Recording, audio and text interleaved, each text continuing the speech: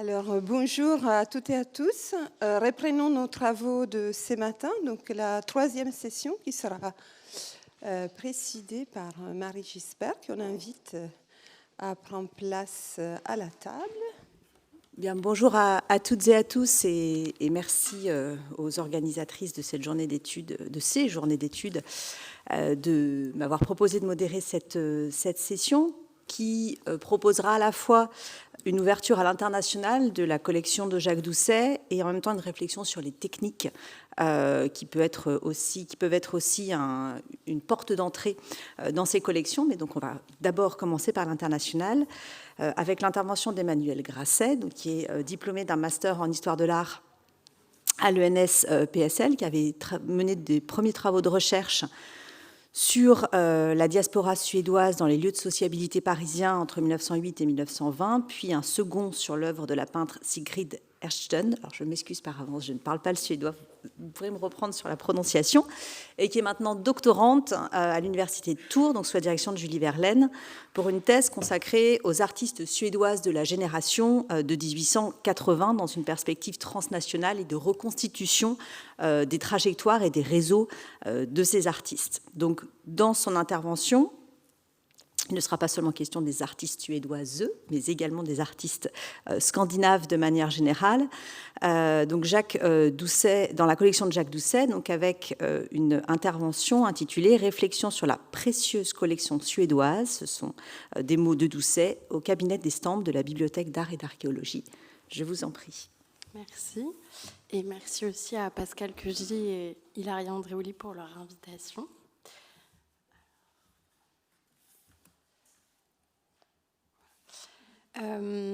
Lorsque l'on se penche sur la correspondance de Doucet, on est frappé par l'intérêt qu'il porte à l'art moderne suédois et par son avidité dès 1911 à se constituer une large collection. Et dans une lettre de cette même année, adressée au collectionneur Thorsten Laurin, sur lequel je reviendrai puisqu'il a joué un rôle très important dans la constitution de cette collection, il écrit à propos du peintre Carl Larsson: « Pouvez-vous me donner à peu près l'importance de son œuvre gravée, le nombre de pièces, y a-t-il un catalogue, comme j'aimerais les avoir toutes ?» Et dans toutes les lettres qui vont suivre à partir de 1911 et dans les années suivantes, il écrit encore: « Je désire tout ce que vous pouvez m'envoyer de Larsson, de Bober et des autres Suédois. Envoyez-moi le plus possible. » On voit que les qualificatifs affluent pour désigner ces artistes, je cite, « de premier ordre, si personnels, si intéressants et dont les œuvres l'enchantent. » Nous avons aujourd'hui peu d'informations sur le collectionnisme suédois à l'étranger. Et bien que la diaspora se soit déjà solidement installée à Paris dans les années 1870, peu d'artistes ont été achetés par les institutions et plutôt collectionnés par des particuliers. Ceux-ci ont rarement référencé leurs achats. Et donc nous faisons face, lorsque nous nous penchons sur ces questions, à un vrai manque de sources. Le Fonds suédois du cabinet moderne fait figure d'exception à ce titre dans le champ français. On compte aujourd'hui 194 œuvres suédoises dans la collection, réparties entre 8 artistes, en comptant qu'il y en a eu d'autres, encore davantage achetées dans les années précédentes, et donc beaucoup qui ont sans doute été vendues. Ces œuvres sont inégalement réparties entre les artistes et elles ne rendent donc pas parfaitement compte de la politique d'acquisition menée par Doucet et Clément Janin à partir de 1911, puisque plusieurs artistes largement collectionnés en sont aujourd'hui absents, parmi lesquels le plus connu, le peintre Anders Zorn, mais aussi d'autres artistes qui sont les artistes les plus modernes, ou en tout cas modernes à la fin de leur vie, par exemple Emil Johansson-Thor ou Nils Kröger, qui sont absents. On peut comparer la collection de Doucet avec celle de ses contemporains, que celle-ci soit plus ou moins importante ou que les collectionneurs soient plus ou moins célèbres. Les artistes apparentés aux nordiques dans les catalogues et les registres de ces collections appartiennent en fait rarement à la Scandinavie et ils s'y sont nommés comme les nordiques, ils font plutôt partie de l'Europe continentale. Et la plupart sont d'ailleurs des artistes de la Renaissance et en fait les écoles du Nord largement auxquelles sont apparentés les Scandinaves ne sont pas vraiment des Nordiques. Rares sont les collectionneurs qui se sont penchés sur de jeunes débutants sans avoir le projet d'abord de soutenir les artistes émergents de leur propre pays. et en s'attachant à de jeunes talents ou alors à des artistes plus confirmés qui lui sont contemporains, Doucet construit la singularité de sa collection et rend compte de la pluralité de la production étrangère. Et si on voulait comparer le fonds suédois avec d'autres collections similaires, on pourrait citer celle de collectionneurs et mécènes suédois uniquement, comme celle de Thorsten Laurin, sur laquelle nous reviendrons, et aussi sur celle du peintre Nils van Dardel, ou du chorégraphe des ballets suédois Rolf de Marais, qui se sont, eux, plutôt concentrés sur les artistes dits de la génération de 1908, donc la génération plus tardive associée à l'Académie Matisse. Il est donc intéressant de s'interroger sur ce que Doucet appelait ce petit coin de Suède et la manière dont il l'a constitué, en se prenant tout d'un coup d'affection pour les artistes du Nord, sans lien d'abord apparent avec le milieu artistique suédois. On peut se poser ces questions. Pourquoi la Suède plutôt que les autres pays du Nord, qui semblent plus absents, alors que la diaspora norvégienne ou la diaspora danoise installée à Paris semble aussi importante? Quel avenir après pour les peintres de la collection, et en particulier les plus jeunes, qui sont nombreux à être collectionnés, qui sont souvent d'illustres inconnus en France lorsqu'ils intègrent le cabinet d'estampes modernes? Et c'est à ces questions que je voudrais tenter de répondre aujourd'hui. Et pour cela, il convient d'abord de souligner les liens intimes qui unissent la Suède à la France. Le lien historique d'une part, puisqu'à partir de 1810 en particulier, la Suède, vaincue par la Russie, signe avec la France le traité de Paris. Et la même année, Bernadotte, le maréchal de France, est élu roi de Suède grâce au soutien de l'armée suédoise. Et liens artistiques, évidemment, de l'autre, qui sont notamment soulignés par l'historien de l'art et premier conservateur du Musée national Ragnar Hope, qui écrit dans l'introduction au catalogue sur la rétrospective consacrée à l'art suédois depuis le Moyen-Âge, qui se tient au Jeu de Paume et au Musée des Arts décoratifs en 1929, qui écrit, je cite, « L'art suédois a contracté envers l'art français une dette de reconnaissance dont nous ne pourrons jamais nous libérer. Nos artistes durent à la peinture française la plus grande part de leur éducation artistique et leurs meilleures inspirations. Si bien qu'il est difficile de dire où nous en serions à l'heure actuelle sans ce contact intime et prolongé avec la culture française. » Donc une réflexion justement sur les échanges transnationaux qui a peut-être plu à Clément Janin,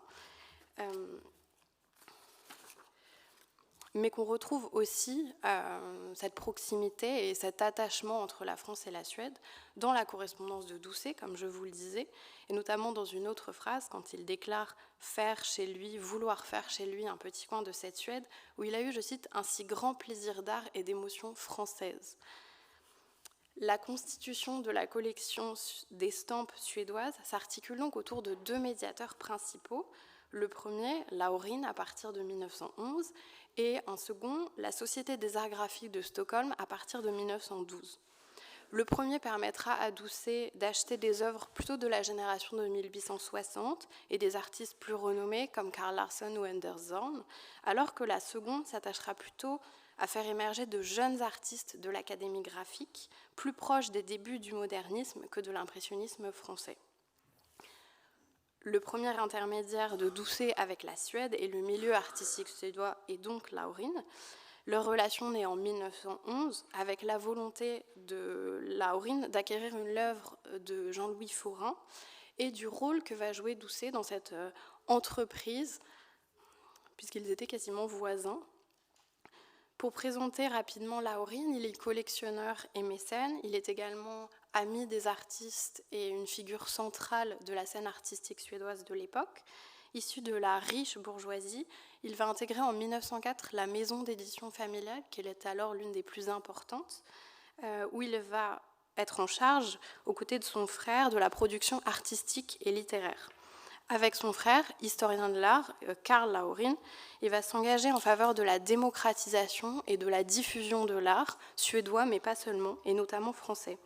Il va créer à ce titre l'Association des Amis du Musée national en 1911, inspirée par les Amis du Louvre. Laurin est également connu pour sa collection, qui est l'une des plus importantes du pays. Elle sera constituée dans un premier temps d'estampes anciennes, de Piranèse ou de Dürer, par exemple, et ensuite d'artistes modernes, suédois, mais aussi français, américains et anglais. Et en 1930, elle comprend environ 4500 pièces gravées. 4 ans plus tard, Laurine fera don au Musée national de Millefeuille, parmi lesquels on peut citer par exemple pour la France, Toulouse-Lautrec ou Corot, mais aussi des artistes d'autres pays comme Whistler. La collection est vantée par la critique pour sa grande qualité, pour la riche palette qu'elle offre de l'art suédois, et en se concentrant principalement sur la période de 1875 et 1930. La gravure va occuper une place importante, et c'est peut-être aussi ceci qui intéressera Doucet. Certains artistes, et je cite ici l'article de Dina Ekland à ce sujet, certains artistes, et notamment contemporains comme Larsson ou Zorn, sont représentés par des séries importantes, souvent en épreuve d'essai dédicacée. Mais il est intéressant de noter que le projet de Laurine ne s'en tient pas à l'établissement d'une grande collection qui serait représentative des bouleversements artistiques de l'art moderne. Il tient aussi à l'ouvrir vers l'Europe. Et donc dans la présentation du catalogue de la collection de peintures et de sculptures de Thorsten Laurine, donc dressé pour le Burlington Magazine en 1937, le même critique Ragnar Hope insistera sur la diversité de cette collection.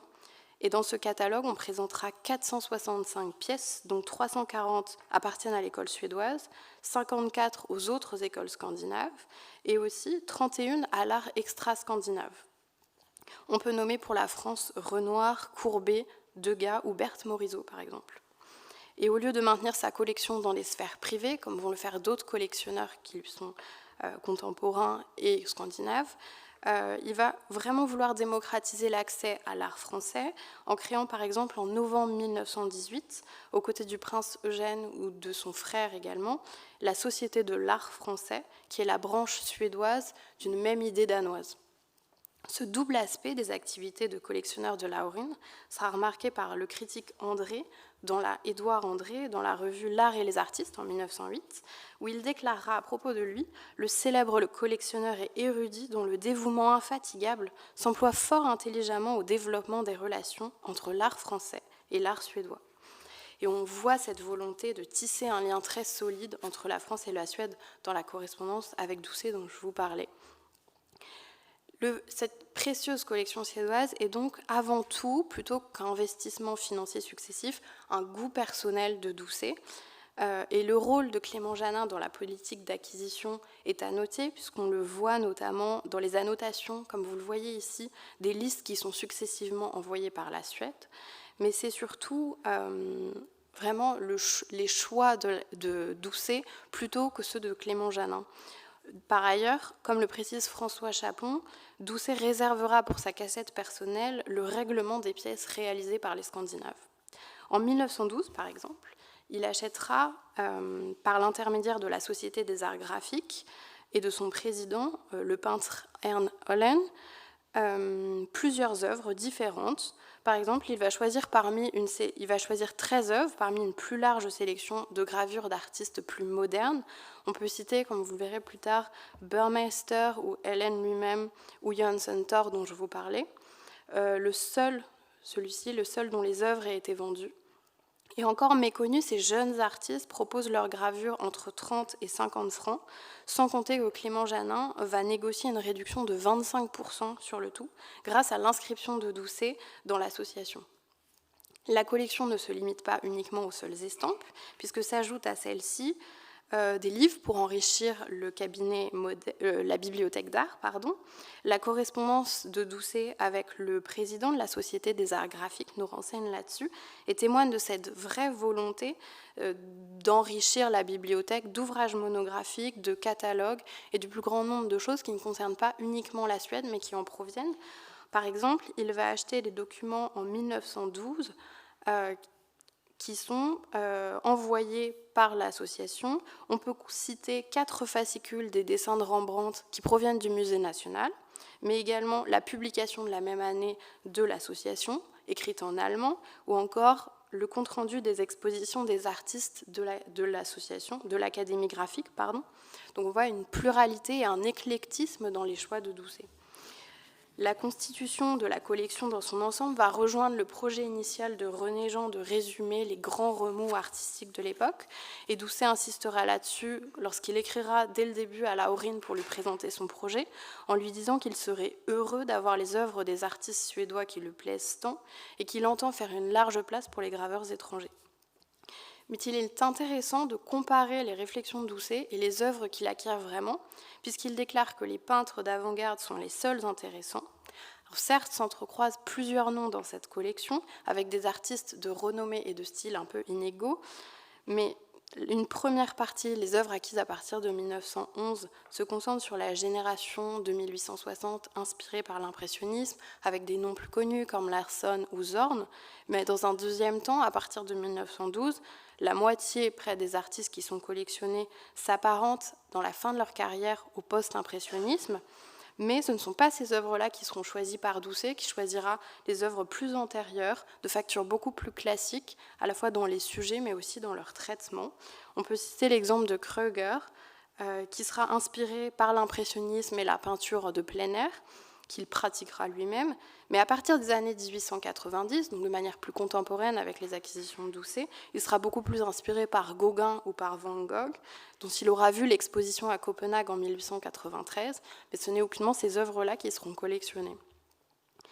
Donc on peut voir ici la manière dont se répartissent les œuvres conservées en fonction de leur nature, donc les portraits et les paysages qui dominent, mais également en fonction des différents styles et des inspirations que vous pouvez voir en jaune les œuvres, plutôt les artistes qui s'apparentent à l'impressionnisme ou qui en reprennent les techniques, et plutôt en rose le post-impressionnisme, même si c'est une notion qui est à nuancer, puisque ce sont les parcours des artistes, mais ce ne sont pas vraiment les œuvres elles-mêmes.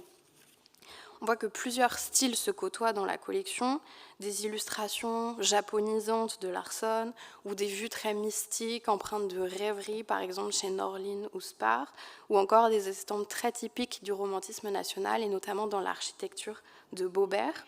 La collection est représentative donc, de la production de l'époque, mais où beaucoup d'artistes vont délaisser les règles classiques, emprunter les voies du modernisme, même si on a du mal à les déceler dans cette collection. On en voit quelques traces dans certaines estampes, puisqu'elles seront beaucoup collectionnées en série, donc on verra une légère évolution. À la pluralité des styles va aussi s'adjoindre la pluralité des techniques, puisqu'on peut citer l'eau forte, la lithographie, le vernis mou, des gravures en noir et blanc ou en couleur, et l'aquatinte également. Et cette pluralité se vérifie aussi au sein des collections de mêmes artistes, et donc rendre compte des différents essais ou des évolutions de chacun. C'est donc la nature des sujets qui va davantage conférer une unité à cette collection, puisque les acquisitions, comme vous le voyez, se répartissent en deux parties, les portraits, qui représentent près de la moitié des œuvres, et les paysages, qui en représentent près d'un tiers. Et il est intéressant de noter cette bicatégorisation, car elle est finalement, d'une certaine manière, peu représentative de la production suédoise de l'époque, qui se concentre davantage sur le paysage. À l'exception des portraitistes proprement dits, on peut citer Larsson, Pauli ou Zorn. Rares sont les artistes qui se consacrent aux peintures de personnages et de caractères. Et cela s'explique en partie pour des raisons politiques, puisqu'à partir plusieurs artistes de la génération de 1850-1860 vont s'opposer aux règles de l'Académie royale et à son autorité, par exemple Nordstrom ou Zorn lui-même, et combattre l'Académie le plus fermement possible pour en obtenir des réformes. Ils vont ainsi créer en 1886 l'Association des artistes, qui survivra jusqu'à la fin de la Première Guerre mondiale. Et s'éloignant de la tradition néoclassique et des sujets mythologiques qui sont très prisés par l'Académie, ils vont défendre un renouveau dans les sujets et dans les techniques et la pratique. Ils s'inspirent énormément des artistes français et ceux qu'on appelle les Parisiens en Suède, du fait de leur formation, se mettent à peindre en extérieur et à croquer des paysages au fusain, quelquefois, sous l'influence de l'école de Barbizon, dont ils cherchent à reprendre les techniques et à les reproduire ensuite dans les régions suédoises, quand ils y retournent. On voit dans ces œuvres que les figures se raréfient et que les plus radicaux vont brandir le paysage comme un objet véritablement politique.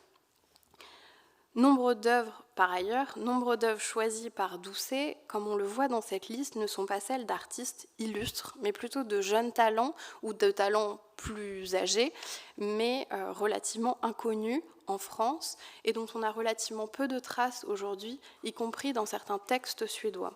Il est par exemple extrêmement difficile d'avoir des informations sur Henkers, dont j'ai trouvé très peu de sources pour pouvoir vous montrer des images, ou des comparaisons entre les œuvres acquises par Doucet et celles que l'on peut voir par ailleurs au Musée national, puisque c'est là qu'ils sont pour la plupart exposés.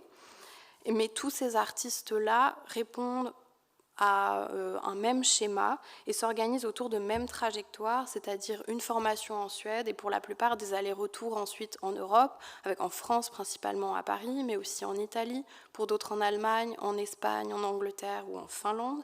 Ils vont ensuite, à partir de la fin des années 1880, se réinstaller en Suède, à Stockholm ou pour la plupart dans les régions du Sud, en Scanie, puisque beaucoup viennent de là-bas, et vont créer des colonies artistiques dans les régions et des échanges avec d'autres espaces périphériques plutôt que Paris. On va donc oublier les artistes qui ont beaucoup fréquenté la France, et même ceux qui y seront revenus plusieurs fois, et on peut citer Flodman à ce titre, que je pense qu'on est peu à connaître, ou que j'ai découvert très récemment, mais Flodman, en fait, s'est rendu en France à 3 reprises de manière prolongée entre 1885 et 1889. Il est ensuite revenu plusieurs fois pour l'exposition universelle où il a joué un rôle important et son nom a été largement oublié du fait sans doute de cette réinstallation en Suède et encore une fois du manque de sources, même s'il a été pour le coup engagé pour créer les institutions et les bâtiments pour les expositions universelles. Le modèle et la mythologie parisienne se vérifient pour ces artistes, mais leur présence en France est a très peu d'influence sur leur carrière. Peu d'artistes ont une carrière internationale. Mais il faut noter que ce mythe du retour est quelque peu trahi par d'autres artistes qui, eux, vont entretenir des liens très solide avec le milieu artistique parisien, au-delà des réseaux scandinaves. C'est le cas de Zorn, par exemple, qui sera très connu, dont il y aura une exposition en 1906 à la Galerie Durand-Ruel, une grande rétrospective avec 166 œuvres, où vont se bousculer les Parisiens et la critique qui lui fera un accueil très enthousiaste et chaleureux. Mais outre Zorn, on peut citer d'autres artistes modernes qui seront présents éventuellement dans quelques galeries, mais dont on a peu de traces malheureusement, ou en tout cas peu de souvenirs. Et je terminerai ici juste pour vous montrer quelques œuvres que l'on peut voir. À droite, celle de Boberg, empreinte du nationalisme et du romantisme suédois. Boberg était architecte et designer, donc il y a beaucoup d'ornements et d'ornementation dans ses représentations. À gauche, le portrait de Thorsten Laurin par Larsson. Et on peut aussi ici voir les œuvres qui représentent plus à la grande majorité des estampes qui sont collectionnées par Doucet, qui sont des paysages ou des figures de faune. Ici, c'est Norlind. On voit une certaine forme de rêverie. La peinture de Norlind sera en un caractère assez sombre, des couleurs assez pourpres, qui ressemblent beaucoup, pour le coup, aux estampes qui seront collectionnées. Et je terminerai sur le devenir de cette collection suédoise, puisque le fonds actuel concentre des œuvres de la fin du 19e et du début du 20e, quoiqu'elles ne soient pas les plus représentatives exactement de la période, mais à ces œuvres-là s'associent des ouvrages ou des catalogues d'exposition, qui sont une base pour les chercheurs, comme le voulait Doucet, mais lorsqu'on se penche sur ces fameux chercheurs, on se rend compte qu'il y en a assez peu. On peut citer 2 études du début du XXe siècle. Un premier ouvrage de Pierre Lespinasse intitulé « La peinture suédoise contemporaine », qui sera publié en 1928 et qui va se consacrer aux années 1870-1910. Et un deuxième texte, un peu plus tardif, de 1931, intitulé « Les ballets suédois dans l'art contemporain », qui celui-ci sera différent, qui se consacrera davantage à la génération de 1908, écrit et avec des contributions de ceux qui l'ont fréquenté, comme Cocteau, Pirandello ou Picabia, mais aussi Rolf de Maré lui-même. On voit qu'à l'époque, peu de chercheurs se concentrent sur les Suédois, et encore aujourd'hui, même si la recherche sur l'art nordique et les artistes et leur trajectoire se développe depuis les années 90, Elle se heurte à deux lacunes principales. La première, c'est la prégnance des travaux qui sont consacrés à la fin du XIXe siècle au détriment de la première moitié du XXe siècle, et parmi eux, beaucoup de travaux consacrés à la sculpture plutôt qu'à la peinture. Et ensuite, d'un point de vue global, une forme de généralisation du propos historiographique sur les artistes scandinaves plutôt que des précisions sur les artistes suédois. Ils sont souvent présentés, en tout cas longtemps été présentés en un seul bloc uniforme, avec cette idée d'une forme de libéralisme dans les pays du Nord qui unifierait les pratiques artistiques. Et du point de vue des événements et des expositions, on peut en citer peu qui sont consacrés aux artistes suédois. Hormis la rétrospective de 1929, la Suède est peu visible dans l'espace public. Et les événements qui mettent en lumière les peintres sont relativement récents. Ils datent des débuts des années 70 et surtout des années 90 ou 2000, comme vous le voyez ici. On peut citer 4 événements monographiques, donc consacrés au symboliste Eugene Jönsson ou ensuite à Josephson, Larsson et Zorn, et en une seule exposition non monographique qui prend le parti de la comparaison et la pluralité pour rendre compte du mouvement artistique des artistes du Nord installés sur les régions côtières du nord-ouest de la France. Donc c'est l'exposition organisée au Musée des Beaux-Arts de Caen en 2001, en partenariat avec l'Athénéum d'Helsinki, qui sera intitulée « Peintres du Nord en voyage dans l'Ouest, modernité et impressionnisme 1860-1900 ». Donc j'espère, pour conclure, que cette mise en lumière de la diversité des nationalités, des artistes du cabinet d'estampes modernes, à la fois allemand ou suisse ou suédois, permettra d'ouvrir la voie à l'étude plus approfondie de ces artistes, suédois en particulier, mais scandinaves en général. Merci.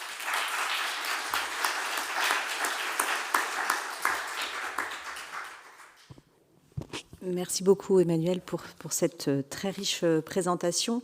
Alors, je m'excuse, je n'étais pas là hier, donc une petite dizaine de minutes pour les questions, c'est ça, après le 5 minutes. Très bien. Donc, 5 minutes de questions. Alors, j'en ai quelques-unes, mais je me tourne d'abord vers la salle pour savoir si vous avez des questions. Comme nous avons peu de temps, je ne voudrais pas monopoliser le temps. Oui, je suis Sénéchal. Ah non. Est-ce qu'il y a d'autres questions?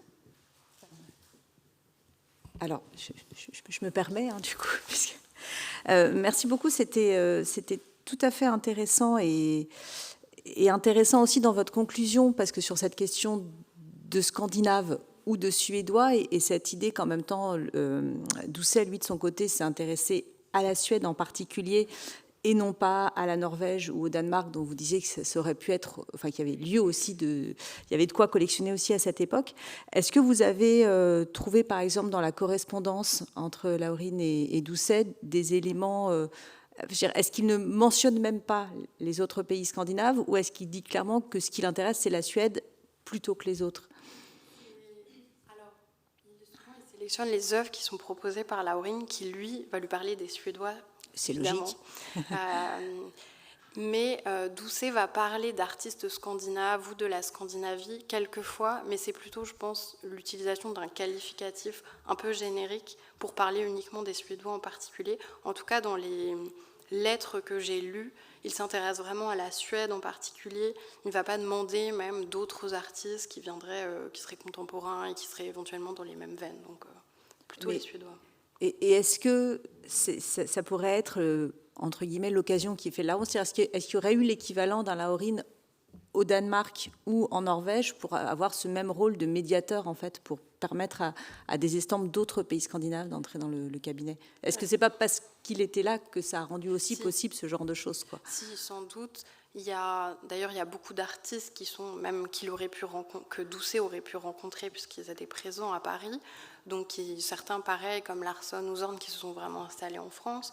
Je ne connais pas assez bien les collectionneurs norvégiens ou scandinaves en général pour pouvoir vraiment établir une comparaison dans ceux qui auraient pu être importants. Mais oui, il y en a, c'est certain. Donc c'est bien quand même un choix. Oui, il y a un choix de Doucet. Et puis il y avait, voilà, c'était l'occasion. Et puis Laurine ne l'a pas poussé non plus à étendre la collection. Et donc il y a une concentration sur la Suède, mais il y aurait pu avoir pour d'autres pays. Et Laurine lui-même, dans sa collection, avait des œuvres d'artistes scandinaves en dehors des Suédois ou pas, dans sa propre collection? J'ai cherché justement dans le fond d'estampes, qui est très important, donc j'ai pas pu tout regarder, mais j'ai l'impression qu'il y avait justement, pour établir une comparaison, qu'il y a surtout des Suédois. Donc éventuellement, il y a peut-être eu des œuvres achetées, parce que par exemple, on ne voit pas Zorn aujourd'hui dans le fond, alors qu'il a été assez largement acheté. Donc c'est possible que ça ait été le cas pour d'autres artistes, d'autres nationalités, mais là, j'ai pas vu nom d'artistes danois ou... D'accord. Donc c'est cohérent avec ce qu'il propose du coup à Doucet. Est-ce qu'il y a d'autres? Sinon j'ai toute une liste. Moi je peux tenir 20 minutes, il n'y a pas de problème. Victor. Merci beaucoup, c'était vraiment intéressant et ça répond par anticipation. Plutôt ma conférence va répondre du coup à la tienne parce qu'il y a les mêmes jeux de médiation et d'internationalité, etc. Ma question est en 4 mots. Pas de Zorn, pourquoi? Justement, j'ai essayé de trouver une réponse à cette question. Je pense que les Zorn ont été assez largement achetés, visiblement, sans que je trouve vraiment le prix, par exemple, le prix d'achat. Donc, pour essayer de trouver numériquement, un peu, essayer d'établir une comparaison avec ce qu'il a, la cassette un peu qu'il a attribuée à la Suède en général. Mais je pense qu'ils ont été vendus comme d'autres modernes, mais moins connus, parce qu'il était le plus rentable financièrement. J'ai essayé de chercher des dates à laquelle il aurait pu être vendu, donc je pense qu'il plaisait aux autres collectionneurs. Je pense que c'est pour ça que, par exemple, Kruger n'est pas dans la collection, parce que ce qui a pu être collectionné pouvait peut-être être plus moderniste, si on peut dire. Donc ça a peut-être été, ça a plu à d'autres au moment où il avait besoin d'argent pour acheter d'autres œuvres. Donc je pense que ça a été un peu l'avenir de Zorn, ça a été d'être un peu à la fois non pas le parent pauvre au moment de l'acquisition, mais à la fin dans ce qu'il en restait, parce que c'est celui qui se vendait le mieux, c'est celui qui plaisait, c'est celui pour lequel il y a une rétrospective à Paris, donc les Français aussi le connaissaient, donc je pense que c'est ça. Mais j'ai pas de réponse exacte. Donc il aurait été acquis puis revendu pour pouvoir acheter des œuvres. Et votre explication est cohérente, parce que c'est vrai que la cote de l'estampe de Zorn monte extrêmement vite dès le début du XXe siècle, donc ça devait être assez juteux de revendre les Zorn. Il y en a eu beaucoup et il lui demande d'avoir aussi, comme pour tous les Larsson, tous les Zorn. Donc c'est bizarre qu'il n'y en ait plus aucun. Donc je pense que oui, ça a été vendu. Mais en fait, il y a aussi un problème dans le sens que Doucet achetait pour lui-même et il y a des choses qui ont été dispersées d'une collection privée parce qu'en fait, il y a d'autres choses qu'on ne retrouve plus. Donc il y a cette dichotomie entre l'achat personnel et l'achat pour la bibliothèque. Et je crois que ça rentre dans ces cas-là. D'autant plus, si vous disiez que c'est sa cassette personnelle qui payait les Scandinaves, ce serait assez cohérent. Simplement pour dire que je te donnerai le document après, c'est nos petits papiers, mais il y a une lettre où il est question de Manet, il doit faire l'acquisition de Manet pour le cabinet, et il est mention d'un Zorn qui monte beaucoup trop dans les enchères, et les échanges disent en gros, c'est devenu impossible de se payer un Zorn, c'est beaucoup trop coté, etc. Bien, alors je vous remercie beaucoup Emmanuel, on pourra reprendre ces discussions à la pause éventuellement. Et Victor, je te laisse prendre la place.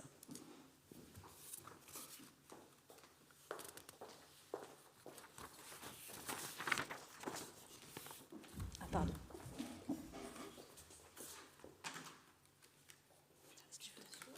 Donne. En fait, on a un autre carrément.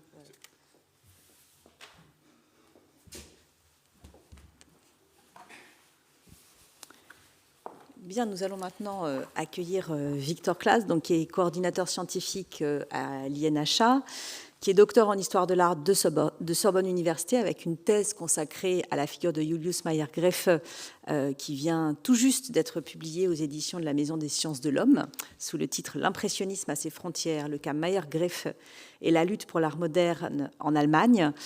Et donc, au-delà de cette figure de Mayer-Greffe, Victor Claes s'intéresse à l'histoire des récits artistiques, des musées, des expositions, y compris dans leur côté très matériel et très pratique, puisqu'il a coordonné un numéro de la revue Perspective consacré au transport des objets. Il est également l'auteur d'un ouvrage qui n'est pas directement en rapport avec ces sujets-là, donc Jeu de position sur quelques billards peints, donc, qui est paru dans la collection des 10 de l'INHA en 2021. Et par ailleurs, il s'intéresse tout particulièrement au fonds d'estampes des collections de l'INHA, puisqu'il assure le commissariat avec Eléa Sicre d'une exposition à venir à la Fondation Gianada à Martigny en Suisse sur les fonds de la bibliothèque auquel il a déjà consacré plusieurs artistes. Et donc je ne sais pas comment présenter son intervention du jour puisqu'elle était très, très rapide et me mettait en question même dans sa formulation. Mais donc c'est une intervention donc, qui est consacrée au fonds d'estampes germaniques des premières années de l'existence de la bibliothèque d'art et d'archéologie, donc à la lumière à la fois de Clément Janin et de Jacques Doucet. Donc je te laisse la parole. Merci Marie pour tes mots généreux, pour introduire cette contribution qui doit beaucoup, je dois le dire, à tes travaux et à nos échanges, mais je vais essayer de creuser encore dans le sillon que tu as préparé. Et merci bien sûr aux organisatrices de cette essentielle journée d'études, Hilaria et Pascal, non seulement pour avoir fabriqué cet événement, mais aussi pour m'avoir proposé de siéger à son comité scientifique, et tout ça a été un processus vraiment, vraiment formidable. Je parle ici d'art germanique et de sa place spécifique au sein des collections de la BAA. Je dis art germanique à défaut d'un meilleur terme, et si je fourche et je parle d'art allemand de manière générique, ma conférence n'en porte pas moins sur l'art produit au sein de territoires germanophones, ou mieux encore d'un art, c'est ça qui m'intéresse le plus en fait, assigné à la culture germanique ou allemande du point de vue étranger. Cette clarification étant faite, et la coquille à Jacques-Charles Doucet étant passée sous vos yeux, je voudrais introduire à rebours, en fait, en partant d'aujourd'hui, en fonctionnant par rebond. Ces dernières années étaient de belles années pour les collections d'estampes germaniques de l'INHA. La bibliothèque a inauguré sa cote E.M. Beckmann par l'acquisition en 2023 d'une fascinante scène de tramway des années 20, où l'artiste s'auto-représente comme ça en brigand visionnaire. En réalité, les collections de la BA comprenaient déjà un bois gravé de Max Beckmann, de la même période, un portrait d'une de ses connaissances francfortois, Frau H.M., dite Naila, que mes recherches dans nos collections ont permis d'identifier comme gravure originale au sein d'un portefeuille de facsimilé. Cette acquisition, même si je n'ai pas réussi à la sourcer précisément, remonte à mon sens au milieu des années 20, elle est donc postérieure à l'ère Doucet à proprement parler. De l'expressionnisme au symbolisme, le superbe portefeuille de Max Klinger, Intermezzi, se trouve dans les collections depuis un temps, là aussi, indéterminé, mais je pense assurément celui de l'ABA des premières années. Malheureusement dans un état incomplet, ce qu'une acquisition plus récente, en 2023 à nouveau, a permis de corriger en trouvant sur le marché un autre exemplaire de l'opus 4, riche de toutes ses planches, y compris Am Meer, la feuille inaugurale de cette suite, où les embruns d'aquatinte sont du plus bel effet. Et vous voyez ici un moment de volée figurant Eléa Sicre, justement, que je remercie toujours pour nos échanges et puis son aide dans le travail avec les collections. Vous voyez, au moment où on déballait le recueil sous l'objectif de Carole Gascard. Troisième rebond qui concerne cette fois-ci non pas une acquisition réalisée par le biais du monde marchand, mais par don à l'INHA, celui d'un ensemble de 11 points sèches de Corinth, Lovis Corinth, dont le formidable atelier à Winkel, coin d'atelier, puis son armure cadavérique, qui venait aussi considérablement renforcer notre unique belle feuille de cet artiste, étonnant, entré dans les collections, là encore, au milieu des années 1920. Et si j'introduis ma communication ainsi, c'est pour tenter de contemporanéiser cette histoire du cabinet d'estampes modernes de la BAA depuis intégré à l'INHA et mettre en évidence que les opportunités, les phases de prospection, de tractation, d'hésitation et de sélection ayant marqué les années 1900 et au-delà, eh bien, se rejouent en fait au quotidien dans le travail réalisé par les équipes de la bibliothèque de l'INHA et de l'INHA en général, bien sûr selon les modalités propres différentes, propres à une institution devenue nationale et avec les outils et instruments que nous connaissons désormais. Mais fondamentalement, en fait, je pense qu'il est important de faire usage de tout le travail qu'on fait ici, de cette historiographie menée dans le cadre de cette journée d'études, pour une appréhension plus fine de nos politiques ou philosophies, je dirais, d'acquisition contemporaine, sinon de nos attitudes envers la notion d'enrichissement d'une collection. Et voilà, j'insiste sur ce point, l'un des usages qui peut être fait de ces travaux d'historiennes et d'historiens réunis aujourd'hui, l'un des nombreux sens qui peut être donné à notre démarche actuelle de remise en histoire de ces collections. Le cas de l'art allemand est, parmi d'autres, un point d'entrée fort intéressant pour s'adonner à cette tâche, en raison des clichés tenaces qui le concernent tout d'abord, les Allemands, ce peuple de graveurs, etc., des qualités d'ailleurs souvent concédées au détriment d'autres, peut-être, dans le domaine des arts visuels. Ensuite, en raison de l'histoire mouvementée des rapports entre les deux pays et de ce déséquilibre patrimonial fondamental. Tout l'art français est en Allemagne, je le dis mal et vulgairement et de manière grossière, tout l'art allemand n'est pas en France. C'est la toute première chose qu'il faut mentionner lorsqu'on se lance dans un tel sujet, dans un cadre comme celui-ci, c'est le fait que Doucet, via son cabinet d'estampes modernes et Noël Clément-Janin, aurait été le premier à chercher à constituer en France, de manière systématique, je pense que le mot est valable, une collection de gravures germaniques contemporaines. Et là, je m'adosse sur ces travaux de Marie Gispert, de Mathilde Arnoux, des acquisitions systématiques, donc que ce soit par achat direct auprès d'artistes, mais aussi et surtout grâce à l'exploitation d'un réseau relativement restreint d'experts et de marchands dont je vais pour vous déployer l'étendue. Peut-être faudrait-il commencer par mentionner l'intérêt prolongé de Clément Janin dans le cadre de son activité et de ses goûts, entretenu pour l'art produit et diffusé outre-Rhin. 1902, c'est toujours ce bon point de départ. 10 ans avant ses prises de fonction au service de Doucet, il publie dans la Gazette des Beaux-Arts un précis sur l'état de la gravure en Allemagne, émaillé de réflexions bien ancrées dans leur temps sur la statue de la culture du pays voisin. Il lit quelques petites choses, le marquis de la Vaselière, Julius Mayer-Greffes, qui est traduit en français du moins, mais aussi de ses observations. Il base aussi son article sur ses observations personnelles. Il relativise d'ailleurs directement ce caractère propre de ce Deutsche Kunst qu'il qualifie d'hésitant. Il valse avec les clichés habituels lorsqu'il parle d'un art allemand qui se répartirait en deux catégories, ceux qui évoluent dans une forme d'endogamie esthétique et qui seraient prisonniers des impasses relatives à un peuple porté vers l'intellectualité, le littéraire, etc.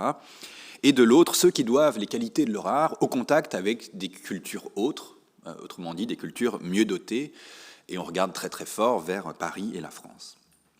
Clément Janin n'est donc pas tendre dans cet article au sujet de l'art allemand, persuadé d'une supériorité de la scène française. Il exprime, comme beaucoup d'autres, certains Allemands les premiers, ses regrets d'une Allemagne en retard, aux graveurs, je cite, gauche, brutaux, loin d'égaler pour lui le niveau de Félix Buot et Henri Guérard, voilà, qui sont deux références qu'il donne.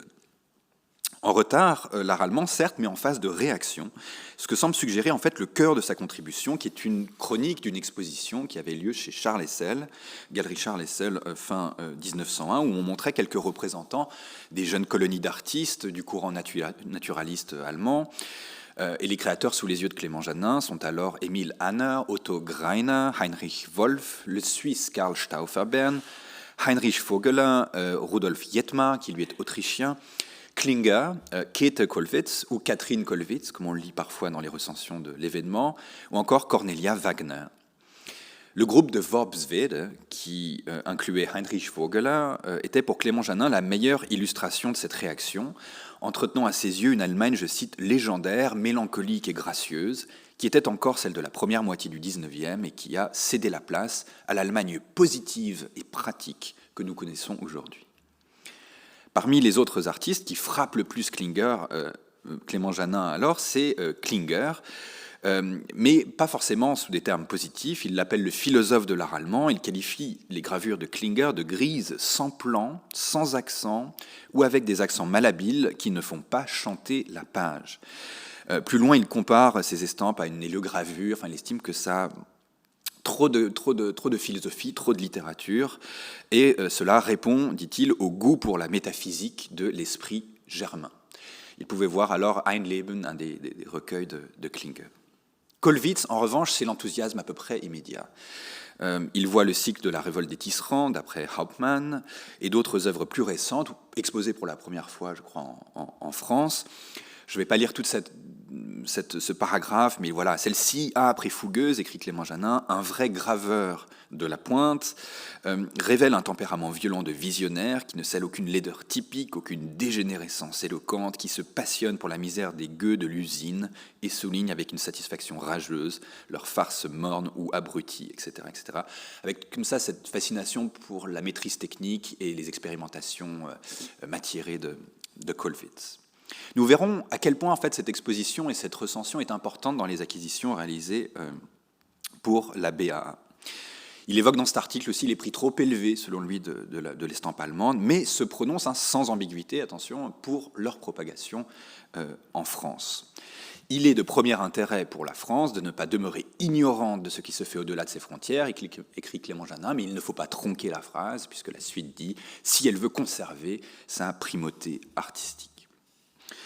Parallèlement, et là je me tourne vers Marie, connais-tu cet article de La Fronde de Tilda Harlor sur Kollwitz ? Extraordinaire recension de l'expo de Charles Essel, où elle a un paragraphe absolument génial sur Kollwitz que je t'incite à aller voir ou revoir si tu l'avais laissé dans un coin de ta documentation. Je sais que tu connais très très bien la réception de Kollwitz. Et Tilda Harlor, donc le pseudonyme de Jeanne-Fernande Perrault, dans l'organe féministe La Fronde, a ces mots très très durs, très clairs, très forts contre le nationalisme artistique obtus de la France en général. Mais je reviens à Clément Janin. L'exacte même rhétorique en fait se dégage de son exposé, dont on a déjà parlé plusieurs fois, lorsqu'il parle de sa politique d'achat. Il dit un caractère typique allemand, scandinave ou russe pourra fort bien aider, par ressemblance ou par opposition, au dégagement d'un caractère typique français. Ils trouveront aussi un motif d'émulation en constatant la marche hardie et assurée de leurs confrères en certains pays, qui font bien quelques efforts quand même. L'art étranger est surtout, dans ce cadre, n'oublions pas, un repoussoir, un levier en vue d'une optimisation de cette autodéfinition identitaire. On est là vraiment dans les transferts culturels et leur dynamique parfois paradoxale d'appropriation et de détournement. Moi, je repense toujours à cette phrase de José Ortega y Gasset, espagnol, donc philosophie espagnole, début 20e, qui dans une chronique disait « Le je n'acquiert pas son profil personnel sans un tu qui le délimite et un nous en guise de toile de fond ». Et en quelque sorte, ce nous commun est ici un peu l'art de l'estampe qui collectivise et fait communauté, mais tout de même, on est dans un je et tu entre la France et les arts étrangers. Ce je tu nous, c'est également le réseau que constituaient Jacques Doucet et Clément Janin avec plusieurs amateurs. On pourrait mentionner Strelin, mais qui joue paradoxalement en tant qu'Allemand un rôle assez mineur dans les acquisitions germaniques. Tout de même, quelques Schlichter sont achetés par Doucet dans les années 10 à travers Strelin. Schlichter qui est un élève de Trübner et de Thomas. Quelques images que Strelin fait acheter à la bibliothèque en disant, voilà, avec Clément Janin, si M. Doucet voulait regarder, faute de frappe, les quelques pièces de Schlichter, il viendrait en aide à... Ah non, c'est bien gardé, je pense qu'elles étaient en envoi. Pardon. Il viendrait en aide à un jeune artiste très pauvre mais digne d'intérêt. Mais la machine d'acquisition germanique s'active du côté de Dresde, véritablement, avec l'entrée en jeu de Max Leers, qui était un enthousiaste de l'estampe et en poste à la direction du Kupferstichkabinett de Dresde de 1908 à 1924. J'ai mené un tas de recherches dans les archives allemandes, alors à distance, pour essayer de voir si on pouvait trouver la correspondance active côté BA, mais côté allemand. Et malheureusement, ça n'a pour le moment rien donné. J'ai eu quelques réponses et des personnes très gentilles ont gratuitement pour moi fait quelques petites recherches dans les inventaires. Mais on a des brouillons de lettres, et donc on peut essayer de comprendre un peu ce qui s'est passé. Doucet rencontre Max Leers, aussi lors d'un voyage en août 1911 en Allemagne, sur lequel j'ai assez peu d'informations. Et Leers propose, alors sûrement sur le conseil, sur la demande de Doucet, de jouer les rabatteurs, en fait, et de signaler pour le cabinet en formation les artistes qu'il juge importants de la gravure contemporaine. Une tâche supposément désintéressée, de conseil, qu'il justifie dans le passage en gras de cette lettre.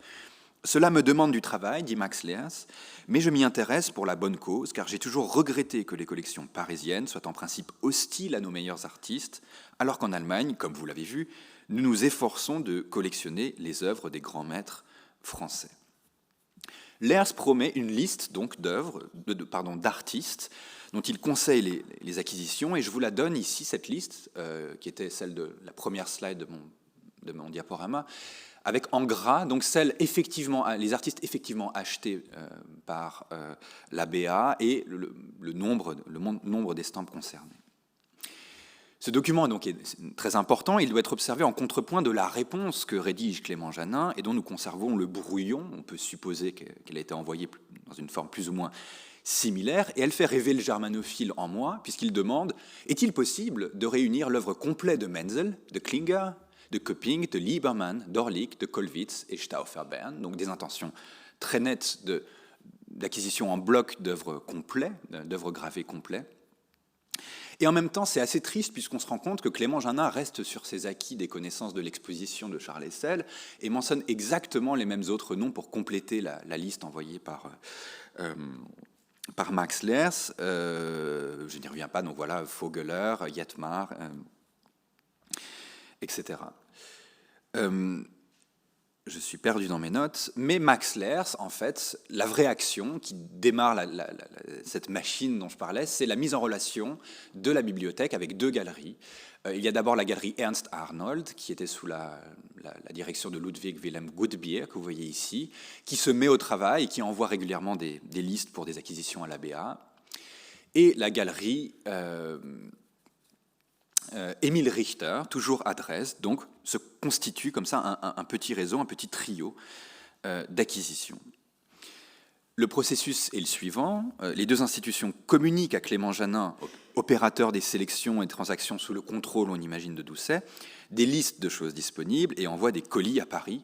C'est drôle, dans les correspondances, on a souvent le nombre de kilogrammes d'estampes qui sont envoyés. Alors, je vous envoie 6 kilos d'estampes pour les prix, les tarifs, des renvois, etc. C'est toujours assez important de faire le poids.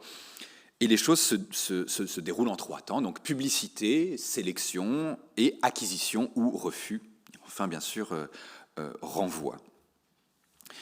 Vous voyez qu'à parfois, Clément Janin écrit à côté des propositions d'envoi quelques petits commentaires. Ici, sur Otto Fischer, il écrit au crayon « Bon graveur, très nature, incapable de composer, traduisant avec précision et un peu de recherche ce qu'il voit. Il rappelle parfois notre le père, moins le charme. » Donc il y a une dimension aussi comparative, souvent dans ces commentaires. Voilà l'acquisition d'Otto Fischer qui est faite après. Marie avait relevé ces commentaires, elle s'en est fait le sel d'ailleurs dans certaines publications, puisque le commentaire le plus spectaculaire est celui de Kollwitz, autour de Kollwitz, que tu avais utilisé pour le titre d'un de tes articles. Elle est épique, écrit Clément Janin, une grande artiste et un grand graveur, très réaliste, très évocatrice par l'expression de ses figures, tantôt résignées, tantôt tragiques. Son métier est extrêmement libre, personnel, puissant, parfois brutal. Chez Richter, un premier bloc de Kollwitz, la série incomplète des Tisserands, la série incomplète de la guerre des paysans, qui n'était pas disponible complète à ce moment, hein, j'insiste là-dessus, et des œuvres individuelles comme la Carmagnole en haut à droite, donc en bas la guerre des paysans, en haut à gauche les Tisserands.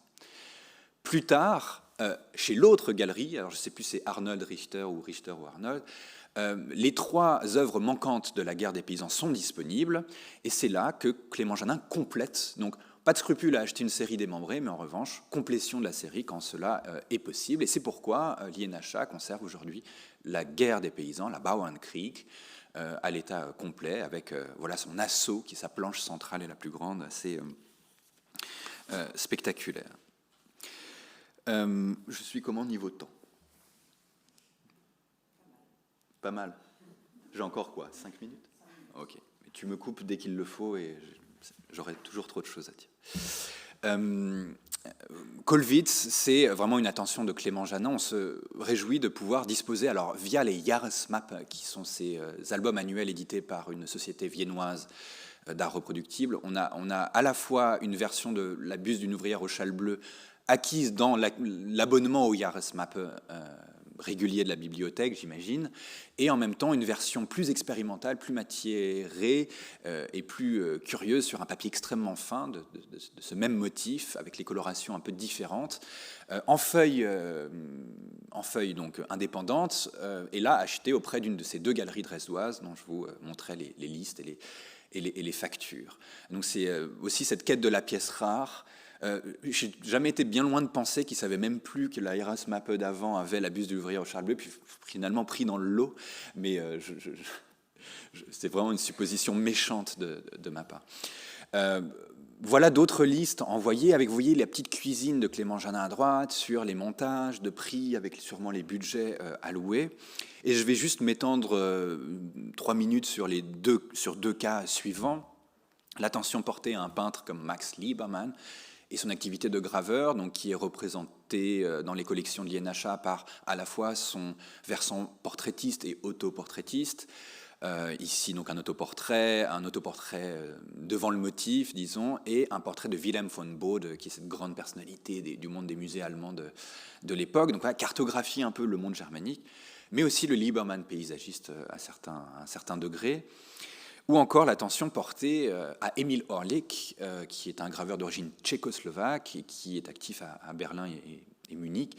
Le Orlik portraitiste, donc, à travers les portraits de Klinger, le portrait de Gustav Mahler, qui est une des vraiment très très belles pièces des collections, et qu'on croise souvent chez les disquaires ou sur les biographies du musicien viennois. Et aussi le Orlik, voyageur en Chine, à Hong Kong, au Japon, où il perfectionne sa technique de la gravure sur bois en couleur et produit donc ses œuvres de japonisme d'expérience, qui sont vraiment des très belles pièces. Pour terminer sur des notes, puisque voilà, j'ai plus beaucoup de temps, je vais simplement aussi dire qu'on peut faire cette histoire en miroir, enfin, ou du côté du manque, et dire ce qui n'a pas été acheté, en fait. C'est ça aussi qui est intéressant.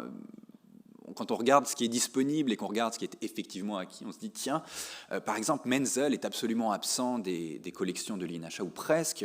Il y avait la possibilité d'avoir ces essais sur pierre avec pinceau et grattoir, qui sont vraiment des séries assez drôles, expérimentales de Menzel graveur, mais c'est finalement pas retenu par l'ABA, qui reste sur cette acquisition par don à Jacques Doucet de Victor Gouboulev, une des premières éditions, je pense, de la vie de Frédéric Legrand, avec les illustrations de Menzel, et on voit la dédicace donc j'ai pu retrouver, ou encore le refus d'adhérer à la souscription pour la Tente, dite Celt, qui est cette grande double série de Max Klinger dans les années juste avant la guerre, et pendant la guerre même, où, voilà, pour des raisons aussi Clément Jeannin essaie de négocier à 20%, des meilleurs prix, etc., puis finalement les tractations échouent. Et le coup d'arrêt, en fait, pourrait se faire à travers 2 documents. Peut-être que Pascal aura aussi d'autres matériaux à présenter sur Clément Jeannin dans ses rapports à l'Allemagne. Le 23 février 14, à Richter, à une proposition donc, de Klinger, de la Tente que je viens de vous montrer, répondre qu'on remette l'envoi à plus tard, Doucet étant absent. Nous sommes d'ailleurs suffisamment fournis d'artistes allemands. Ou encore cette autre lettre. J'ai soumis vos propositions à M. Doucet, qui, ayant fait cette année de très importants achats, n'est pas disposé pour le moment à de nouvelles acquisitions. Et voilà, dans l'idée d'aller voyager à l'exposition des arts graphiques de Leipzig prochainement, etc. Nous sommes en juillet 14, donc là, finalement, ça sonne plus très bien pour les acquisitions. Il se passe après plus ou moins rien pendant un grand moment avec ce mystère Georges Gross. Il y a une litho de Gross dans les collections. Ma théorie étant qu'elle était rentrée dans les collections grâce à René Jean, qui s'intéresse à Gross lors de son exposition dans les années 20. J'ai demandé à Guita Ho, la spécialiste de Gross en France, qui est arrivée au bout de sa piste archivistique pour moi. Bon, la question reste ouverte. Mais voilà, je ne conclus pas, je pose simplement une question de savoir comment on peut exploiter tout cela pour continuer à affiner les démarches d'acquisition aujourd'hui, comment on repense une acquisition nationalement fléchée en 2023, est-ce qu'il faut compléter, est-ce qu'il faut pas du tout penser comme ça, est-ce qu'il faut... voilà, je sais pas, je mets ici Thomas Schutte, qui est une acquisition germanique du coup récente en rapport avec Beckmann par pur jeu, mais je me dis finalement un artiste latino-américain ou japonais pourrait avoir plus de rapports avec le fonds germanique acquis dans les années 20. Je veux dire, c'est pas comme ça qu'il faut penser, mais alors comment est-ce qu'on doit le penser? Et donc j'ouvre aussi ce débat. Merci beaucoup.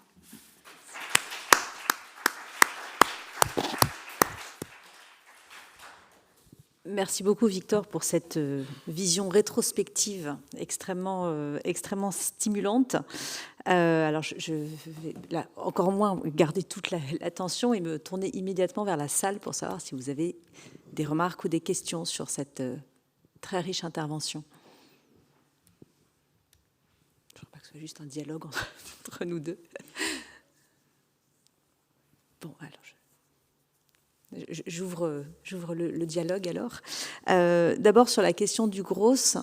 Alors peut-être qu'on aura des pistes bientôt, puisqu'en fait on a les archives de la Galerie Billier en fait étaient conservées par une très vieille dame en Dordogne, qui a priori a donné son fonds à la BK. Donc c'est en cours de classement, mais on est un certain nombre à travailler sur l'entre-deux-guerres et à espérer trouver beaucoup de choses dans ce fond de la Galerie Billier. J'espère qu'il sera à la hauteur. Merci beaucoup. Tu Tu évoquais à la fin d'autres rapprochements possibles qu'avec l'Allemagne. Et en regardant un peu ce que tu montrais, je me posais la question d'autres rapprochements possibles avec l'intervention précédente et la proposition d'une approche aussi par thème, ou par motif en tout cas, sur la question des paysages et des portraits. Tu as montré beaucoup de portraits. Est-ce que tu penses qu'il pourrait y avoir aussi un choix qui ne soit pas lié seulement aux artistes, mais à un certain type de motif en fait, qu'on retrouverait, quelle que soit la nationalité, et auquel... Alors, soit Doucet, soit Clément Janin, parce que là, la situation a l'air d'être quand même assez différente de la question suédoise, avec Clément Janin qui prend davantage de place. Quels pourraient être les autres motifs d'acquisition au-delà de la nationalité? Oui, voilà, il y avait... Vraiment, vous pouvez prendre la question par plein de côtés. Il y a effectivement cette attention au portrait, à l'autoportrait, aux artistes se portraiturant les uns les autres, qui est un peu une constante des collections quand on les explore. Alors, j'ai montré aussi Klinger par Orlik. Donc je pense qu'à chaque fois qu'il y a auto-représentation ou l'artiste gravant, ça intéresse. Bon, là, dans le cas de Lieberman, c'est aussi quelqu'un qui est connu pour ses autoportraits. Pour reprendre le cas d'Orlik, parce que c'est celui que j'ai sous la main, ses expérimentations au Japon et ses expérimentations dans le domaine de la gravure sur bois, là on sent qu'il y a une volonté de prendre le lot parce qu'il se passe quelque chose de l'ordre de l'histoire des techniques de l'estampe et des transferts de techniques.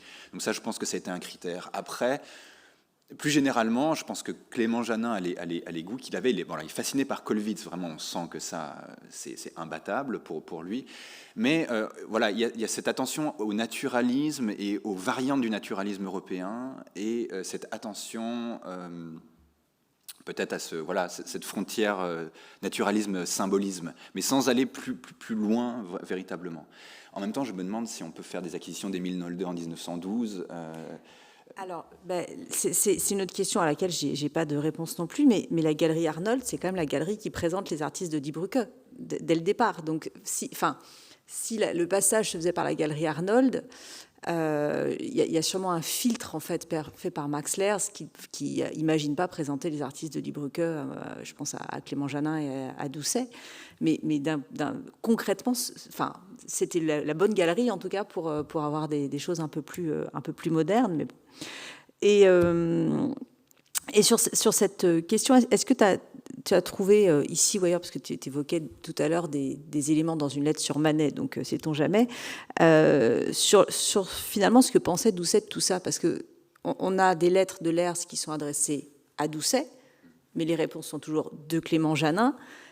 À l'inverse, là, on avait l'impression pour les Suédois que c'était plutôt les goûts de Doucet et que Clément Janin gérait les listes, mais pas plus que ça. Il se place où? Est-ce que Doucet a des artistes allemands parce que vu qu'il avait une vocation internationale, il en fallait aussi? Ou est-ce que c'est Clément Janin, d'après toi?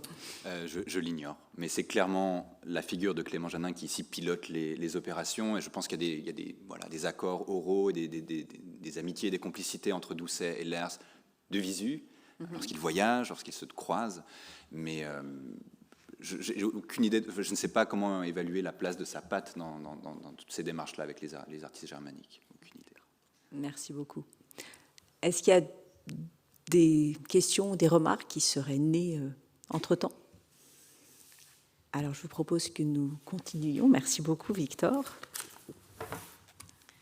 Et Matthias Fischer.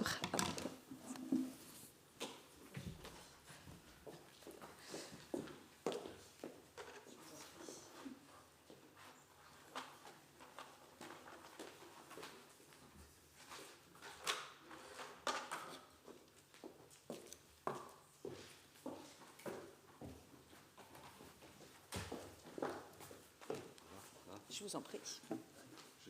Ah, vous voulez vous mettre? Oui. Vous n'avez pas de... Vous avez ce qu'il faut pour faire... Vous avez ce qu'il faut?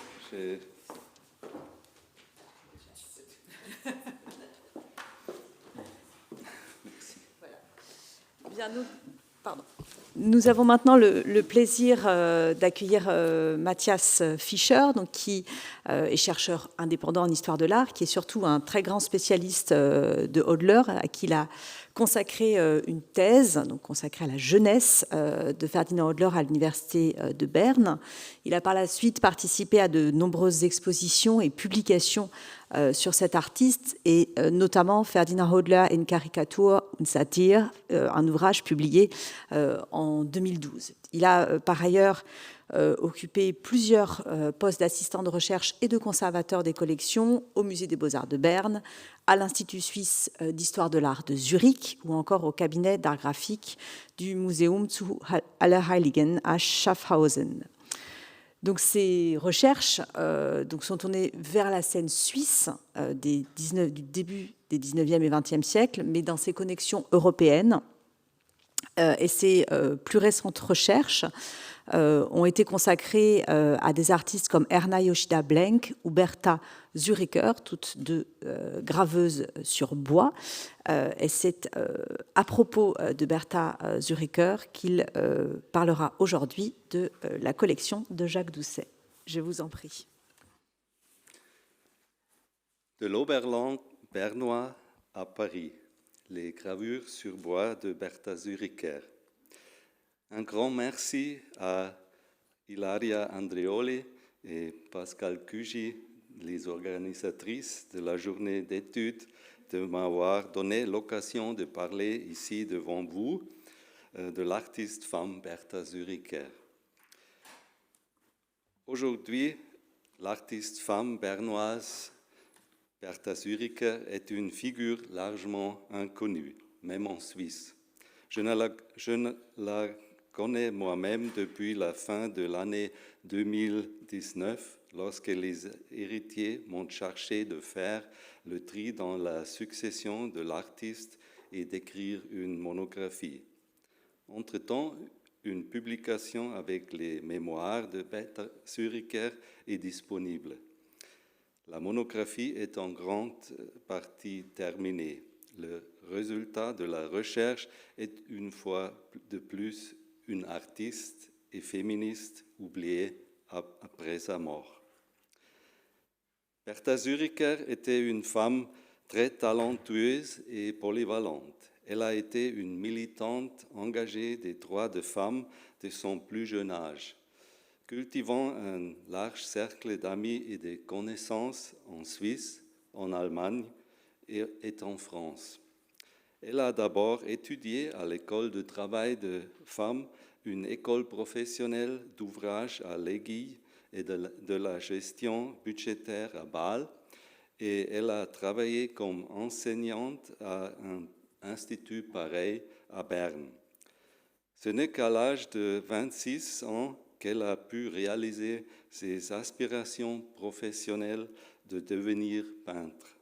À partir de 1895, elle complète sa formation académique à Munich à l'Académie des Dames.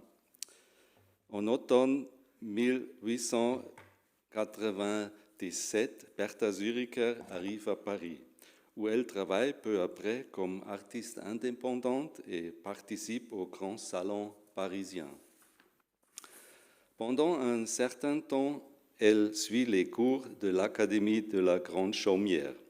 Elle dispose d'un large cercle d'amis tels que sa mécène, la peintre et archéologue Suzanne Frémont, des artistes célèbres en France tels que Paul Signac, Alfred Roll, Albert Bénard et Lucien Simon, des collectionneurs et des fonctionnaires bien connus tels que Jeanne Blot, Christian Scherfis et Félix Fénéon, d'importants marchands d'art tels qu'Ambroise Vollard et Eugène Drouet, ainsi que des journalistes influents tels que Louis Vaucel et le romancier Romain Rolland, et des féministes tels que Marcel Capi. En Suisse et en Allemagne, ce sont des journalistes et des écrivains comme Josef Victor Wiedmann et Thomas Widmer et des artistes tels que Hans Thoma. Bertha Zuricher a créé des peintures, des aquarelles et des estampes. Dans le cas de ces dernières, principalement de gravures sur bois. Les gravures sur bois font l'objet de cette conférence car le cabinet des estampes modernes a joué un rôle important dans leur développement.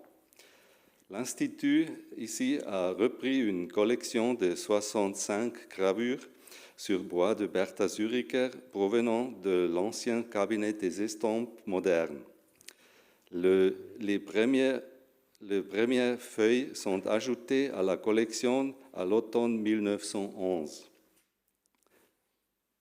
Les questions suivantes seront abordées ici. Qu'est-ce qui a motivé le choix d'acheter plusieurs reprises des gravures sur bois de Bertha Zuricher?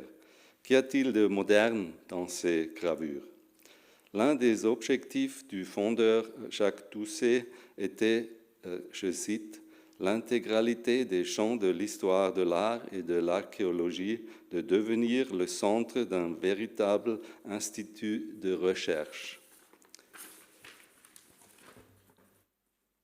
Comme l'a souligné Pascal Cuget, je cite, « Clément Janin s'attacha en effet à défendre à travers sa politique d'acquisition, outre la recherche de la belle pièce, rare voire unique, que Doucet poussa à son paroxysme la constitution des séries complètes destinées à rendre possible une véritable génétique de la création. » Clément Janin écrit dans son exposé de quelques idées générales concernant le cabinet des estampes modernes, je cite, « Au point de vue de l'enseignement, il paraît indispensable qu'il contienne l'œuvre aussi complète que possible des graveurs et lithographes contemporains qui ont marqué par quelque supériorité.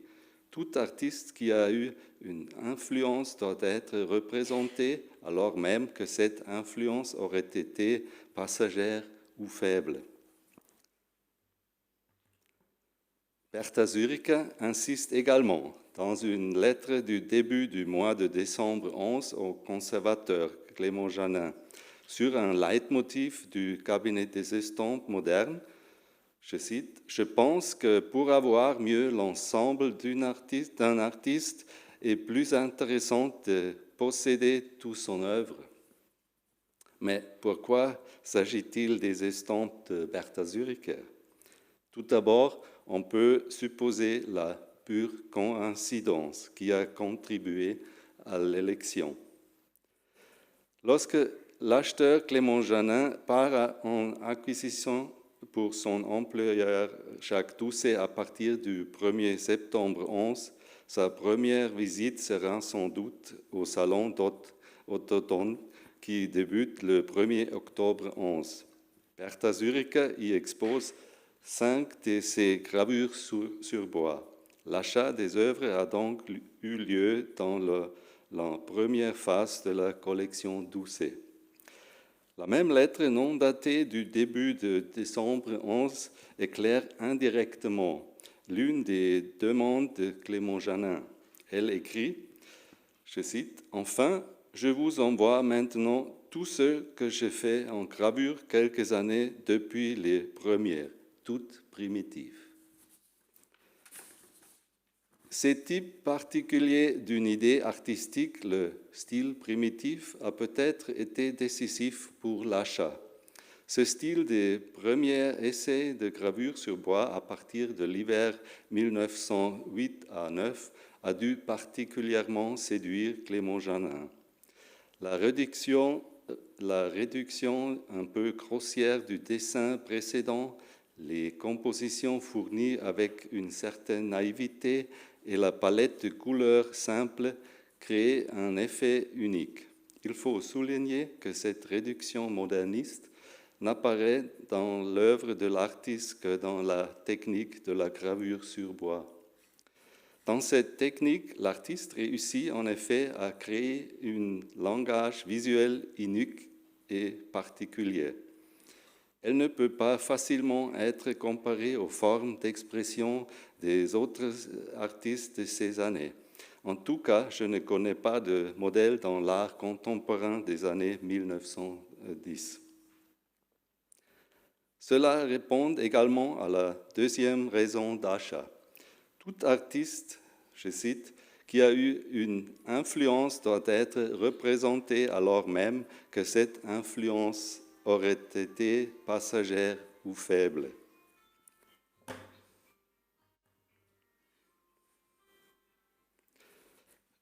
On peut noter qu'il y a beaucoup de matériel d'étude dans l'œuvre de Bertha Zuricher qui traite de motifs d'enfants. Évidemment, des éléments art nouveau sont inclus ici, qui sont ensuite en grande partie éliminés des gravures. Les dessins prouvent que Bertha Zuricher a recherché intensément des solutions picturales lorsque Clément Janin a déclenché une nouvelle passion avec ses achats. C'est probablement la clé pour comprendre la puissance créatrice de la gravure sur bois que Bertha Zuricher expérimente avec cet encouragement. Elle ne cesse de mettre l'accent sur la joie dans ses lettres. Du point de vue d'aujourd'hui, il est difficile, voire impossible, de comprendre l'effet de 5 gravures sur bois sur les spectateurs de l'époque.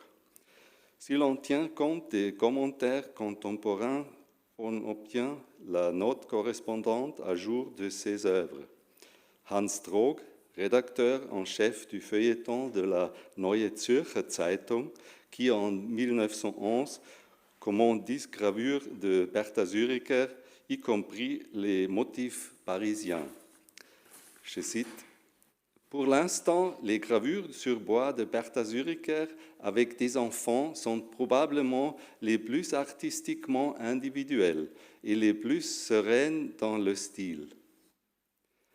Ce n'est qu'un exemple parmi tant d'autres d'une bouche qualifiée. En fait, ces descriptions peuvent encore être facilement comprises aujourd'hui. C'est ce qu'ont dû ressentir Clément Janin et sa assistante Marthe Dupré lorsqu'ils ont examiné les œuvres dans l'abondance du Salon d'automne de l'année 1911.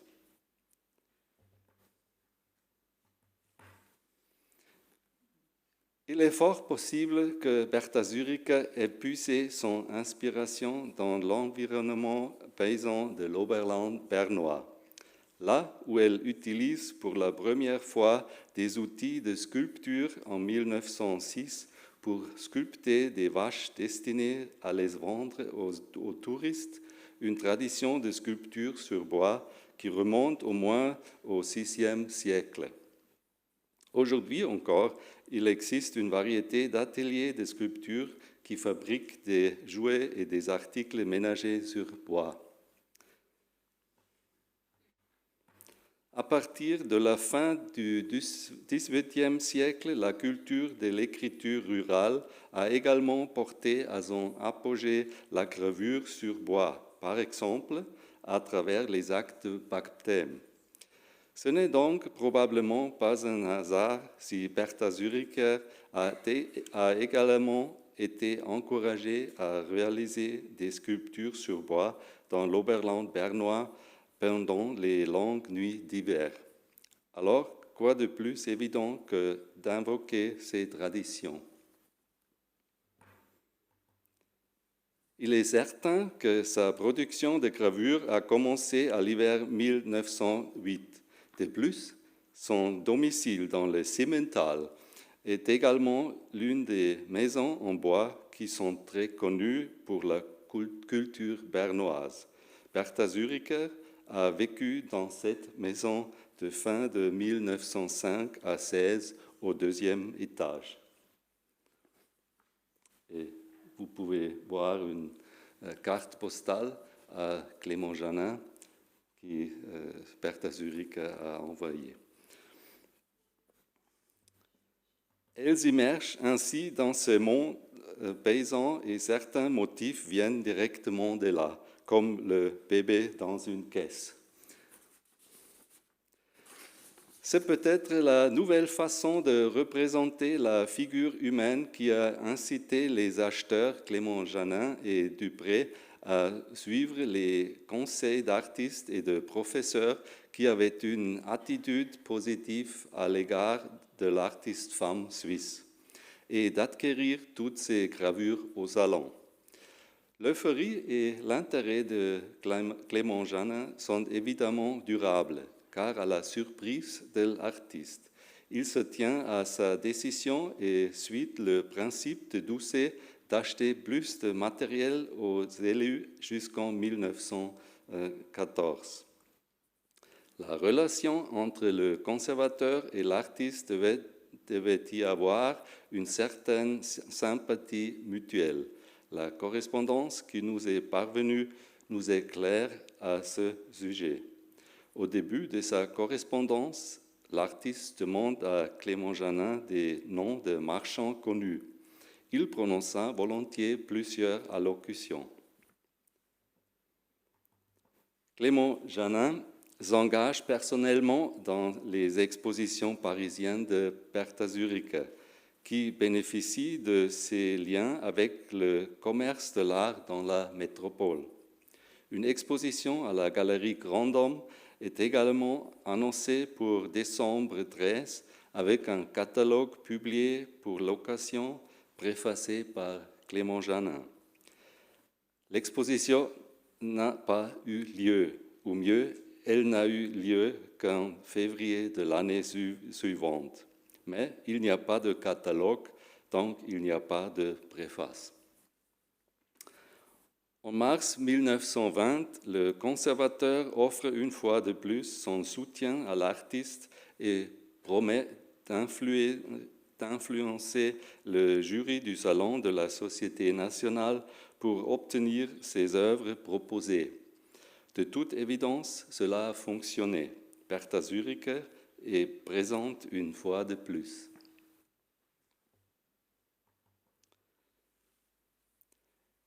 Les contacts de Bertha Zuricher avec le cabinet des estampes modernes furent considérablement réduits après le déclenchement de la guerre à l'automne 1914. Dans les décennies suivantes, jusqu'en 1936, date à laquelle le contact a été complètement rompu, il n'y avait que quelques spécimens. En conséquence, la production ultérieure des gravures sur bois de Bertha Zuricher n'a guère trouvé la place dans la collection du cabinet. Au total, l'œuvre compte environ 150 motifs. La collection du cabinet contient 65. Les objectifs de Clément Janin qu'il a formulé dans son exposé du septembre 11 s'applique à Bertha Zuricher à deux égards. L'enseignement, c'est-à-dire la création artistique exemplaire, ainsi que l'encouragement des artistes s'applique ici. Oui, même la troisième considération, comme il a dit, peut être également considérée comme réussie.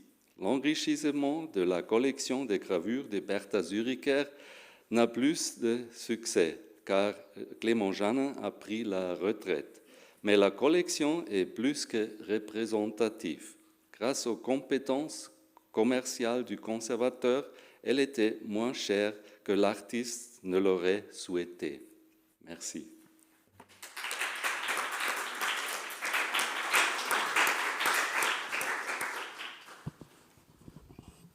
Merci beaucoup pour cette découverte. Je dois avouer que je ne connaissais pas Bertha Zuricher et c'est intéressant pour ça évidemment, mais c'est intéressant aussi parce que contrairement aux deux interventions précédentes, les contacts se font directement avec l'artiste, donc ça engendre évidemment de nouvelles questions. Et donc Pascal.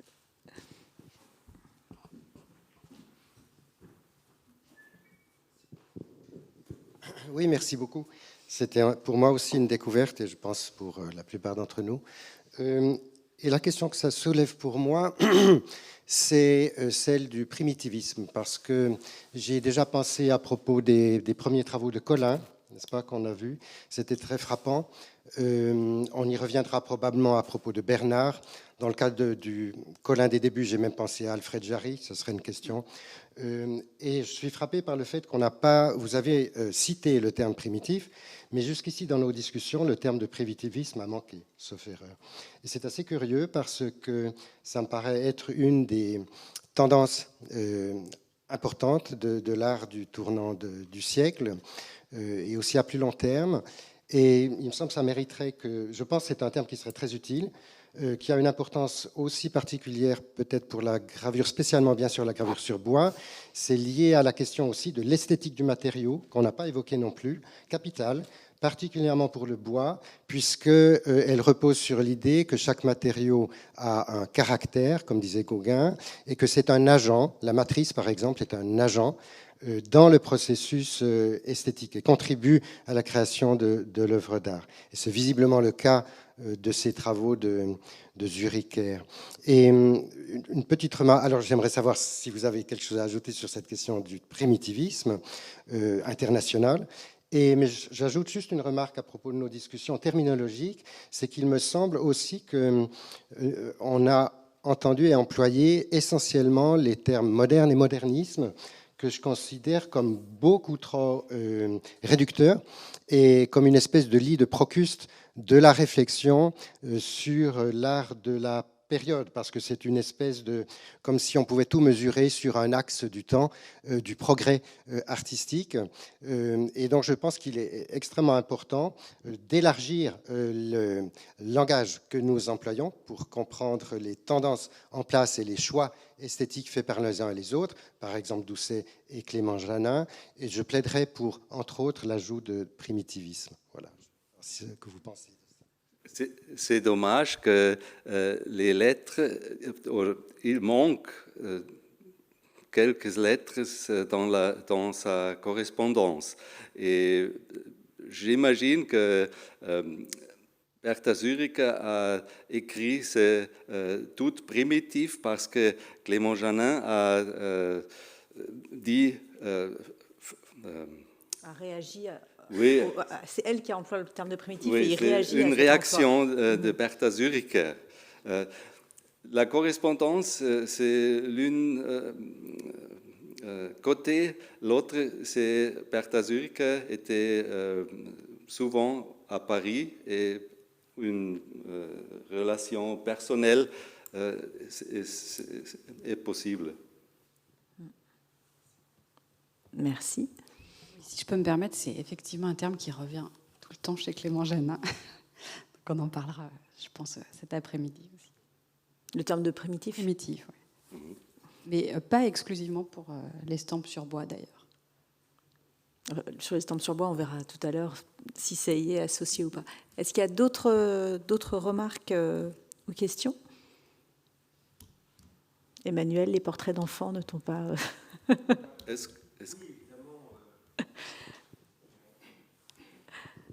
Évidemment, comme Marie et comme je suppose beaucoup d'autres ici, j'ignorais l'œuvre de Bertha Zuricher, qui est très intéressant.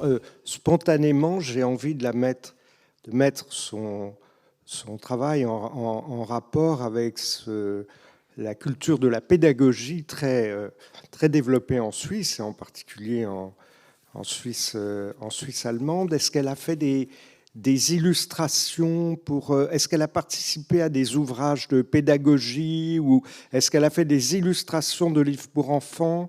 Est-ce qu'elle a été... parce qu'on voit beaucoup d'enfants, mais est-ce qu'il y avait chez elle, comment dire, une pratique de la... comment dire, de l'enseignement aux enfants, non, du dessin? Non. Rien de tout ça. C'est pour les vendre aux touristes et à Clément Janin. Non, simplement parce qu'elle a commencé avec les gravures et après elle connaît Clément Janin et Clément Janin est toujours le contact pour faire ça. Vous voulez dire qu'elle oriente sa production en fonction des goûts attendus de son collectionneur? Peut-être, oui. Non, mais c'est extrêmement intéressant. C'est l'œuvre de Berta Zuricher, mais elle a un personnage qui peut-être fait les achats. D'accord, merci. Est-ce qu'elle a des collectionneurs en Suisse? Son œuvre est... par exemple, il y a le Albert Anker, le grand peintre extrêmement... très, très célèbre en Suisse, beaucoup plus d'ailleurs qu'en France, en tout cas actuellement, a des collectionneurs, un marché extraordinaire en Suisse. Est-ce que c'est le cas de Berta Zuricher? Elle est très exposée, collectionnée. Berta Zuricher, Albert Anker est une amie de la famille Zuricher. Elle fait des dessins aux excursions à Inns, à Annay, et tout ça, elle connaît Albert Anker. Oui. Mais je ne sais pas les relations pédagogiques ou quoi. Parce que Anker a fait par exemple un portrait de Pestalozzi. Il y a vraiment chez lui comment dire, des références très précises dans son œuvre à la pédagogie d'inspiration rousseauiste, etc. Enfin bon, ce sont des pistes qu'il faudrait creuser, parce que ça me paraît très patent dans ce qu'on a vu, ce que vous nous avez montré. Merci encore pour cette belle présentation. Merci. Je vois qu'il y a encore au moins 2 questions. Baptiste et Sophie.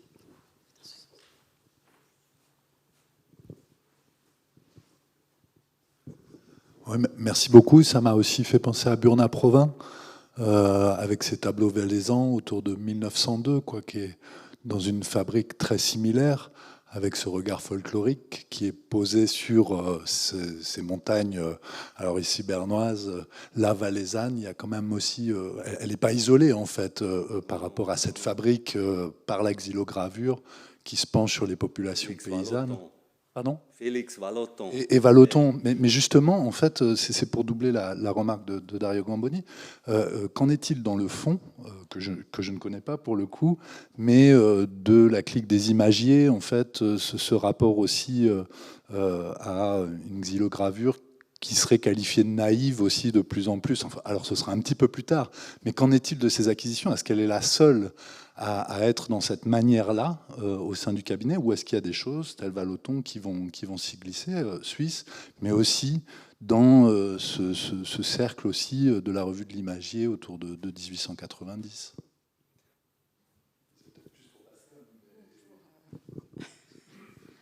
Pour Nathalie ou Sophie.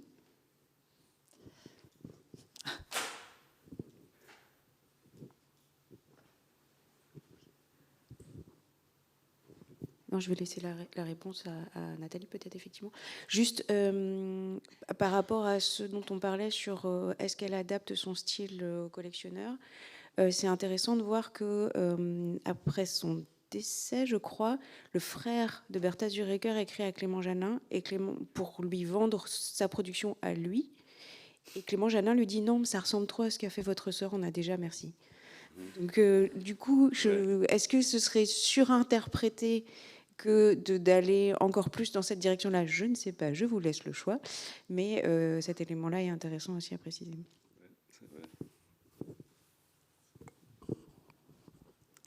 Bien, je vous propose que nous poursuivions. De toute façon, il y a une intervention sur la gravure sur bois après la pause, donc qui pourrait être l'occasion de reprendre tout cela. Donc, je ne sais pas combien nous octroient les organisatrices. Un quart d'heure ? Pascal, Hilaria, 15 minutes ? 15 minutes de pause, s'il vous plaît.